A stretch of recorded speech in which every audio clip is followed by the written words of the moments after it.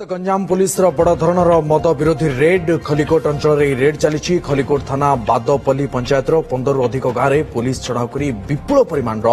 मद नष्ट कर सूचना मिली। राति 3टारू गाँव में पुलिस टीम चढ़ाऊ कर गंजाम एसीपी चढ़ाऊ गंजाम एसपी चढ़ाऊ नेतृत्व नहीं बादपल्ली पंचायत को घेरी रही 25 प्लाटून फोर्स 6टी टीम गठन कर भिन्न भिन्न बेआईन मद भाटी रेड कर पुलिस।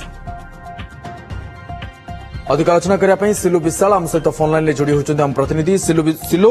जे वर्तमान सूचना कौन रही केते टीम चढ़ाऊ करते केते परिमाण में मद वर्तमान पर्यंत जबत Kalani police.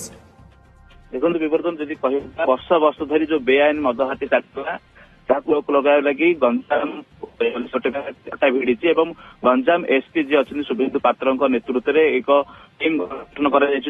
Platoon police force गतकाली जो राति प्लान कर भोर भोर